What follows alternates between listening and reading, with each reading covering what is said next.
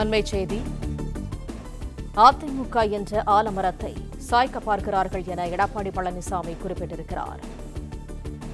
மக்கள் நம்மீது வைத்துள்ள நம்பிக்கையை காப்பாற்றுவோம் என எடப்பாடி பழனிசாமி குறிப்பிட்டிருக்கிறார். அண்மைச் செய்தியாக நாம் பார்த்து வருகிறோம். அதிமுக என்ற ஆலமரத்தை சாய்க்க பார்க்கிறார்கள் என எடப்பாடி பழனிசாமி கூறியிருக்கிறார். மக்கள் நம்மீது வைத்துள்ள நம்பிக்கையை காப்பாற்றுவோம் எனவும் அவர் கூறியிருக்கிறார்.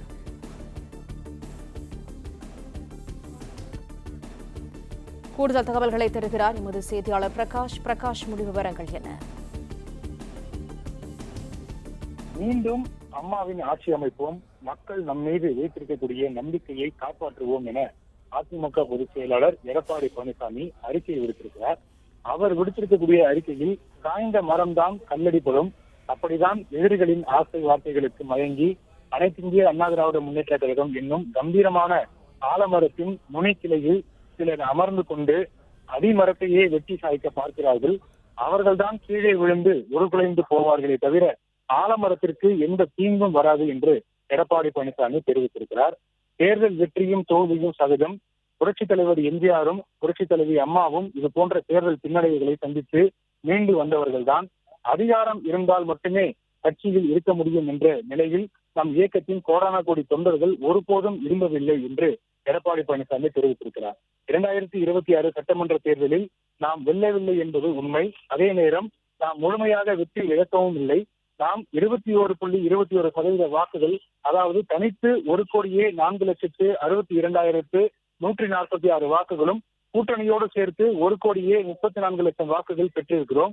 அனைத்திந்திய அண்ணா திராவிட முன்னேற்ற கழகம் ஆட்சிக்கு வர வேண்டும் என்றுதான் 47 சட்டமன்ற தொகுதிகளும் கூட்டணி கட்சிகள் 6 தொகுதிகளும் என மொத்தம் 53 தொகுதிகள் வெற்றி பெற்றிருக்கிறோம் என்று எடப்பாடி பழனிசாமி தெரிவித்திருக்கிறார். வரலாற்றை புரட்டி பார்த்தால் நாம் பார்க்கின்ற வெற்றி, நாம் பார்க்காத வெற்றியும் இல்லை, தோல்வியும் இல்லை.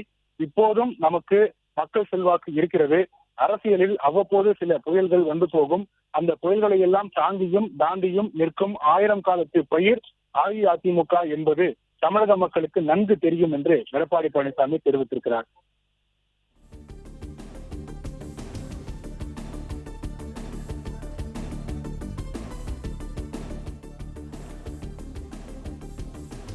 அதிமுக என்ற ஆலமரத்தை சாய்க்க பார்ப்பதாக எடப்பாடி பழனிசாமி குறிப்பிட்டிருக்கிறார். அதிமுக என்ற ஆலமரத்தின் நுனி கிளையில் அமர்ந்து கொண்டு சிலர் அடிமரத்தையே வெட்டி சாய்க்க பார்க்கிறார்கள் என இபிஎஸ் குறிப்பிட்டிருப்பது எவ்வாறு பார்க்கப்படுகிறது பிரகாஷ்?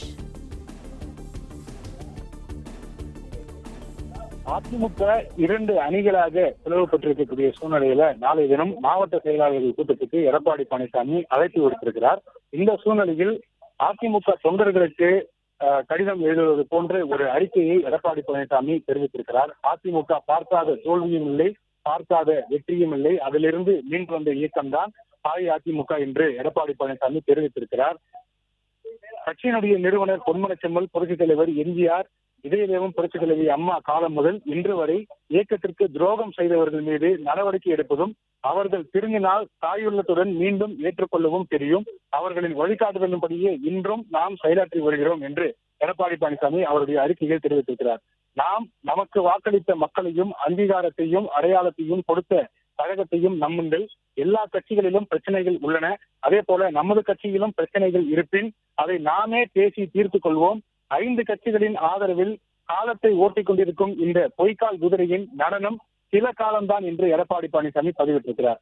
கழகத்தினுடைய காவல் தெய்வங்களான புரட்சித் தலைவர் எம்ஜிஆர், புரட்சித் தலைவி அம்மா ஆகிய நம் இருபெரும் தலைவர்களின் புகழ் இருக்கும் வரை அனைத்திந்திய அண்ணா திராவிட முன்னேற்ற கழகம் செழித்து வளரும், அம்மாவின் ஆட்சி விரைவில் அமையும் என்று எடப்பாடி பழனிசாமி தன்னுடைய அறிக்கையில் தெரிவித்திருக்கிறார். பிளே ஸ்டோர் மற்றும் ஆப் ஸ்டோரில் இருந்து பாலிமர் செயலியை QR கோடு மூலம் பதிவிறக்கம் செய்யுங்கள். செய்திகளை உடனுக்குடன் பெறுங்கள்.